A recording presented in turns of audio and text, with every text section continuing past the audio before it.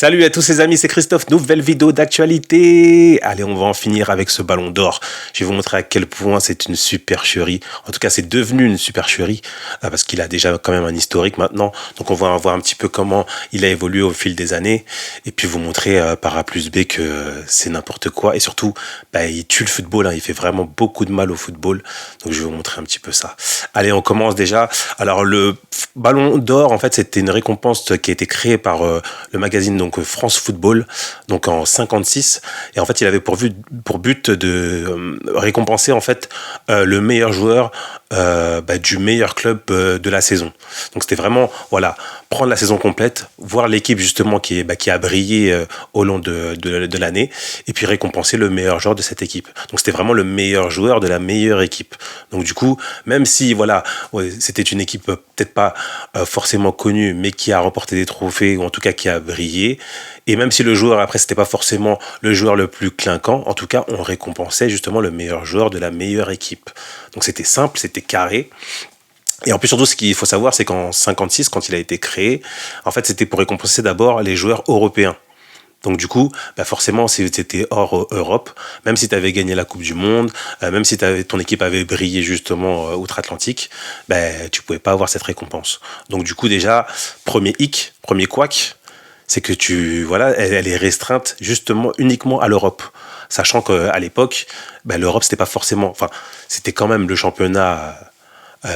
c'était la zone quand même la plus costaude en termes de densité de joueurs, en termes de qualité de joueurs, d'équipe, d'infrastructure, tout ce que vous voulez. C'était quand même l'Europe qui était au-dessus. Même s'il y avait quand même une grosse bataille avec l'Amérique du Sud, comme je disais, avec le Brésil, l'Argentine, l'Uruguay aussi qui était assez performante. Et donc voilà. Mais bon, c'était uniquement l'Europe. Donc déjà, un premier couac. Ça veut dire qu'en gros, donc 56, vous prenez 56. Donc 56, vainqueur de la Coupe du Monde 58, un certain Brésil, avec un certain Pelé. Non, il ne pouvait pas avoir cette distinction. Donc déjà, premier couac. Le meilleur joueur de tous les temps n'a pas pu avoir le ballon d'or. Donc ça déjà, ça la fout mal. Pareil, quant à Maradona, c'est que Maradona, à la fois, il brillait avec l'Argentine, mais aussi en Europe avec le Napoli. Il a gagné en 90 la Coupe d'Europe, il a gagné le Scudetto. Mais lui, pareil, comme c'est un joueur non européen, pas de ballon d'or. Donc déjà, tu te dis, les deux meilleurs joueurs de tous les temps ne peuvent pas avoir la meilleure distinction parce que ils ne sont pas européens. Donc déjà, ça prouve déjà le niveau justement de cette récompense. Mais passons. Mais en tout cas, ce qui était bien en fait dans cette récompense, c'est que comme ça a récompensé donc la meilleure équipe, ou en tout cas l'équipe qui brillait le plus dans la saison, vraiment la saison complète, et le meilleur joueur de cette saison, du coup on pouvait voir apparaître justement des joueurs qui ne sont plus trop connus pour le grand public. Il faut vraiment être passionné de foot et avoir aimer regarder justement les archives, aimer un petit peu voir ce qui s'était passé dans le temps, pour voir par exemple le premier vainqueur, c'est donc Stanley Matthews. À l'époque c'était une star, il jouait à Blackpool. Donc Blackpool, c'est pas un club justement qui parle à tout le monde, mais à l'époque c'était quelque chose. Et donc voilà, ça récompensait des joueurs comme ça. Après on peut prendre je sais pas moi, de mémoire, on avait je crois qu'il y avait par exemple plus récemment Matthias Sammer. Moi c'était un petit peu ma jeunesse. Et Dortmund c'était quelque chose. Il gagne la Ligue des Champions. C'était un super joueur, Sammer. En plus cette saison là, franchement il explose tout, même s'il jouait dans un rôle un peu plus défensif. Je crois qu'il était un peu défense centrale, un peu milieu défensif. Je crois plus milieu défensif, je crois à l'époque. Mais voilà, franchement il était très fort cette saison, et c'était le meilleur joueur de la meilleure équipe de Dortmund. Mais en tout cas, voilà, c'était pas le joueur le plus clinquant. Par exemple, si à Dortmund, il y avait des super joueurs, il y avait Chapuisat, etc. Mais on l'a donné à lui parce que voilà, c'était le joueur qui, cette saison-là, avait crevé l'écran. Donc voilà, en fait, ça permettait aussi de connaître un peu d'autres joueurs, et justement après, ça laissait une trace dans le passé. Comme ça, quand tu voyais la victoire du Ballon d'Or, ça te rappelait aussi des grandes équipes. Et donc, du coup, tu allais fouiller un petit peu dans les archives et voir quel était ce joueur, dans quelle équipe il évoluait. Ça te permettait de voir d'autres footballs, parce qu'en fait, c'était vraiment ouvert à toute l'Europe. Donc, du coup, tu voyais des belles équipes.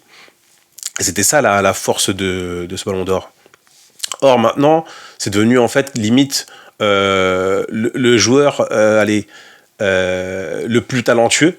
Donc, même si Il brille pas avec son équipe, même s'il remporte pas de trophée. Mais comme c'est le plus talentueux, le plus, comment dire, le plus flashy au grand public, c'est surtout en plus qu'on essaye justement d'ouvrir les votes après aux joueurs, en plus avec des critères alambiqués, alors qu'avant c'était simple, c'était le meilleur joueur de la meilleure équipe. C'était simple.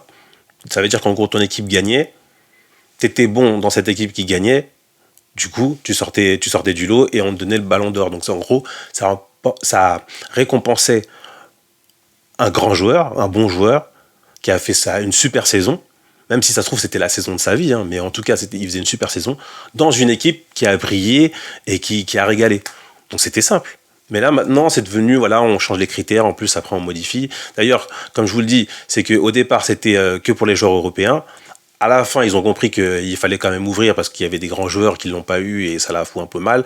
Donc du coup, en 95, ils ont commencé à dire, bon, on va récompenser les joueurs aussi non européens. Et c'est pour ça qu'après, derrière, vous avez eu George Weah qui l'a gagné avec le Milan.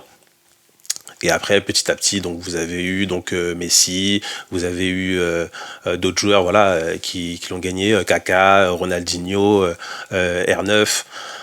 Et voilà. Mais sinon, avant, voilà, c'était pas le cas. Mais en tout cas, ils ont commencé à ouvrir. Mais en gros, ça restait à peu près cohérent. Allez, on va dire jusqu'aux années 2000. Ça restait à peu près cohérent, voilà. La meilleure équipe, donc souvent, si c'était une année de Coupe du Monde, si tu avais remporté la Coupe du Monde, bah, tu avais une chance de gagner.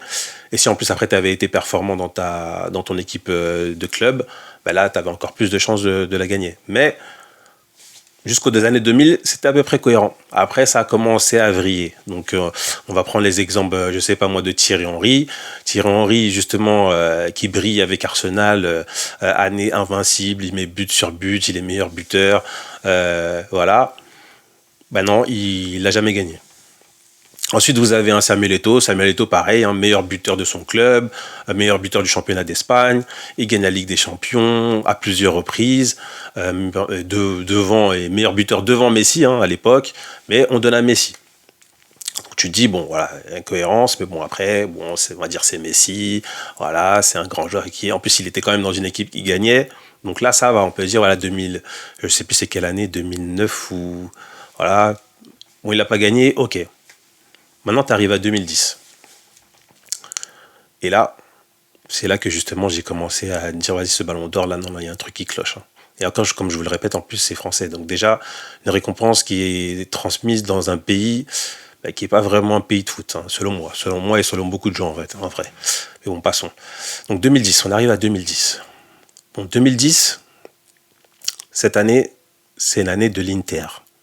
Parce qu'en fait, l'Inter gagne tout en Europe. C'est-à-dire qu'il gagne le championnat, donc le championnat italien, et il gagne la Ligue des Champions. Donc ils sortent le Barça en demi-finale. Donc le Barça de Messi, ils le sortent. Ils gagnent la finale. Ils gagnent la Coupe d'Italie. Ils font le triplé. L'Inter fait le triplé. Donc normalement, 2010, bon après, ok, 2010 c'est une année de Coupe du Monde. Mais dans cet Inter, c'est un Inter exceptionnel. Et du coup, le meilleur joueur de l'Inter, à cette époque, c'est Diego Milito. Diego Milito, il fait la saison de sa vie, il met 30 buts dans la saison. Meilleur buteur, incroyable, etc. Donc tu dis normalement, ok, c'est une année de Coupe du Monde, donc du coup avec l'Argentine malheureusement ne va pas, je crois ils sortent en quart, je crois. Et en plus il est un peu remplaçant, mais bon, tu te dis, il a fait la saison de sa vie, il a tout gagné, au moins, même s'il ne gagne pas, il est dans les 3 premiers, ou allez, dans les 5 premiers on va dire. Bah non, Diego Milito, il est même pas dans les nominés. Donc là tu te dis, premier couac, le gars il fait la saison de sa vie, il gagne tout, mais il est même pas dans le classement. Et après, derrière, donc tu as le deuxième meilleur joueur, on va dire, de cette équipe, c'est Wesley Sneijder. Donc Wesley Sneijder, pareil, grosse saison, il gagne tout avec l'Inter. Il arrive en finale avec les Pays-Bas. Bon, il perd la finale contre l'Espagne, on s'en souvient, but d'Iniesta, un match horrible, mais bon, en tout cas, il est en finale. Donc tu te dis, finale de Coupe du Monde, deuxième meilleur joueur de la meilleure équipe de la saison, bah, tu te dis quand même, et il peut la gagner quand même, sachant que en face de lui, en concurrence au Ballon d'Or, t'as un Iniesta Iniesta, bon, déjà, il y a aussi un autre couac, c'est que Iniesta, on le met dans la balance, sachant que Iniesta, je crois qu'il avait manqué au moins 3 ou 4 mois de compétition. Donc normalement, déjà, on récompensait le meilleur joueur de l'année. Donc normalement, déjà, si tu joues pas toute l'année, t'es pas censé être dans le classement. Mais bon, on va dire, voilà, il est revenu, en plus il a fini fort. Et en plus, voilà, avec le Barça, il est en demi-finale de Ligue des Champions. Il gagne la Coupe du Monde et il marque en finale. Donc ça marque un peu les esprits et il fait quand même une super compète. Donc tu te dis, donc Iniesta, ok, il est dans la balance. Et là, tu as un Messi qui arrive, sachant que Messi il sort en demi-finale. Ok, c'est Messi exceptionnel, il n'y a pas de problème. Un des meilleurs joueurs de tous les temps. Pour moi, pas le meilleur, mais en tout cas l'un des meilleurs, il n'y a pas de problème, etc. Il fait une saison quand même, il est quand même monstrueux, comme d'hab, c'est Messi. Mais Coupe du Monde, ça couac. Ligue des Champions, ça couac. Alors qu'est-ce qu'il fait en gagnant de la Ligue des Champions? Parce que là, en fait, si tu récompenses le meilleur joueur selon toi intrinsèquement, ben dans ce cas-là, Messi, ouais, il faut lui donner tous les ans. À l'époque, c'était Messi ou Ronaldo, ou même pas de débat, en fait, même peu importe en fait les récompenses, en fait. On récompense plus en fait les équipes, parce que le foot c'est un sport d'équipe jusqu'à preuve du contraire. On récompense le meilleur joueur, mais dans ce cas-là, en fait, on fait pas pourquoi on fait des dominés? Ça sert à rien. On dit c'est Messi le meilleur joueur de tous les temps, et donc du coup, paf, on arrête de faire psychoter les gens à dire et si, ouais, on hésite. Non, non. Parce que là, tout est contre Messi en fait ces saisons-là. Et après, ça continue. C'est qu'après, derrière, en plus, on change les critères de sélection, machin. Et après, on se retrouve avec des Ribéry en 2013, où pareil, il fait la saison de sa vie. Il est dans les meilleurs passeurs, les meilleurs buteurs de son équipe. Il fait tout. Il est fort tout le temps. Tout le temps. Le Bayern, il marche sur l'Europe. Pareil, il gagne tout. 2013, c'est pas une année de Coupe du Monde. Donc tu te dis, ben, c'est le meilleur joueur de la meilleure équipe. Donc c'est Ribéry. Et là, on te modifie le truc, on te fait des trucs, machin, après on se moque, je sais pas quoi, t'as le président Blatter, je sais pas quoi, et d'un coup, tac, on te met Ronaldo. Donc tu te dis, mais en fait, c'est quoi, y a plus, en fait, il y a plus de critères, en fait. Et après, ça continue, je peux vous en donner il y en a tellement de cas, bah, il y a eu Rodri avec Vinicius, où voilà, normalement, t'es censé, voilà, on récompenser un gagnant, parce que normalement, on récompense un gagnant. Là, maintenant, on récompense un perdant. Rodri, t'as pas gagné la Ligue des Champions. Il n'y a pas d'année de Coupe du Monde, mais on met Rodri. Donc, en fait, après, on dit, ouais, l'euro, mais après, les autres, ils ont la Copa América, mais ça compte pas, mais l'euro, ça compte, je sais pas. En fait, il n'y a plus aucun sens. Et là, cette saison, on commence à te dire, bon, on va peut-être mettre Lamine Yamal, sachant que Lamine Yamal, il a raté des matchs. Ses stats sont pas ouf. Ok, il a crevé l'écran, justement, contre l'Inter, en Ligue des Champions, etc. Mais il faut des critères. Et moi, en plus, ça me vexe un petit peu parce que, en fait, moi, comme j'aime aussi le basket, vous l'avez vu sur ma chaîne, je mets pas mal de vidéos de matchs de basket. Et donc, du coup, au basket, eux, c'est beaucoup plus clair. Ok, c'est une ligue fermée, hein, la NBA, c'est une ligue fermée. Mais en tout cas, on récompense le meilleur joueur de la meilleure équipe. Donc déjà, en plus, eux, c'est tout de suite ces critères, c'est brutal, c'est froid. Ça veut dire qu'en gros, il y a un certain nombre de matchs à jouer. Donc si tu joues pas au moins, soit je crois c'est 60 matchs ou 70 matchs de saison régulière, paf, t'es pas dans le classement. On te compte même pas pour le meilleur joueur.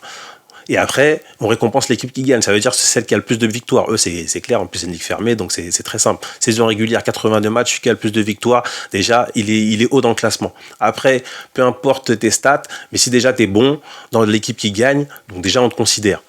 Mais si, par exemple, t'as une équipe nulle, t'as une équipe, voilà, à 40 victoires, eh ben, on te calcule pas. On te dit, voilà, même si tu mets 50 points, on te calcule pas. Parce que si on récompense les vainqueurs, les winners, on peut pas récompenser les losers. C'est le meilleur. On peut pas dire que le meilleur joueur de la saison, il gagne pas. Parce que le but du foot, c'est gagner. Le but d'un sport de haut niveau, un sport professionnel en plus qui puisait, c'est de gagner. On va pas récompenser les losers. Donc c'est ça. Donc tous ces critères, voilà. Franchement, après, si vous voulez débattre, c'est votre choix. Il n'y a pas de problème. On peut débattre. Hein. Mais non, mais en fait, on voit très bien que voilà, le ballon d'or, ça n'a aucun sens. Et donc, du coup, c'est soit il faut arrêter avec ce ballon d'or.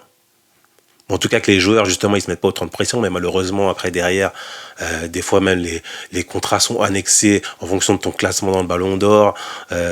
Donc, c'est.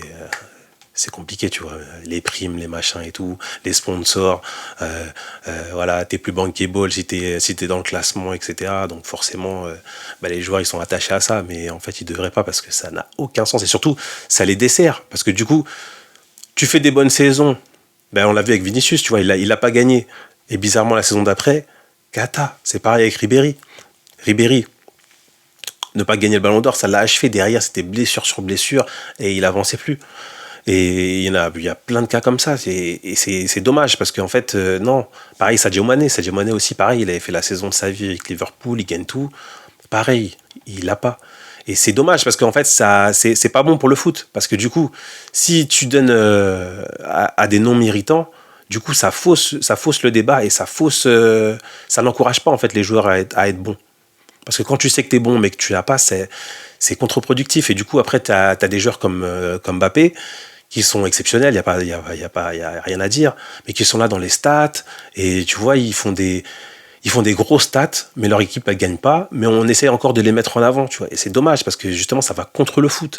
Alors qu'il y a d'autres équipes justement qui performent comme le PSG, etc., où c'est vraiment un collectif.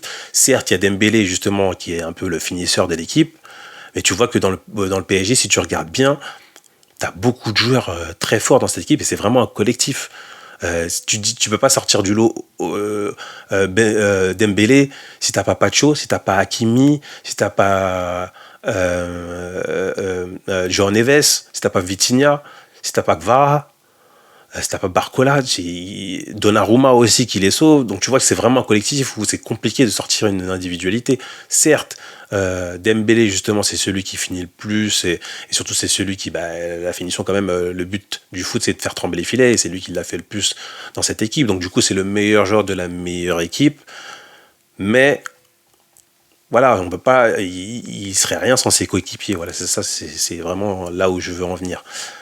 Et donc c'est dommage d'être à fond justement sur les individualités parce que du coup ça dessert le foot, vraiment ça le dessert. Voilà, c'est ce que je voulais vous dire sur le Ballon d'Or, hein. C'était peut-être un petit peu brouillon, mais en fait ça sortait, il fallait que ça sorte du cœur. Et c'est la dernière vidéo que je fais sur le Ballon d'Or. Moi c'est vraiment pas un débat qui m'intéresse du tout. Vous pouvez dire ce que vous en pensez en commentaire, mais moi c'est vraiment pas ma tasse de thé ce Ballon d'Or, et c'est vraiment une supercherie pour moi. En tout cas ça a vrillé complètement et surtout ça fait pas de bien au foot. Clairement, ça fait pas de bien au foot. Allez, c'est ma vidéo sur le Ballon d'Or. Dites-moi ce que vous en pensez en commentaire. En tout cas, likez, partagez, abonnez-vous, n'hésitez pas. Il y a plein de contenu, il y a plein de vidéos. Et d'ailleurs, je vais bientôt faire une preview justement sur la finale de Ligue des Champions. Je suis obligé parce que c'est le cœur qui parle, là, c'est le PSG. Donc, je vais faire une petite preview. Donc, très bientôt, ça va sortir. Allez regarder ça. Et puis, je vous dis à la prochaine, les amis.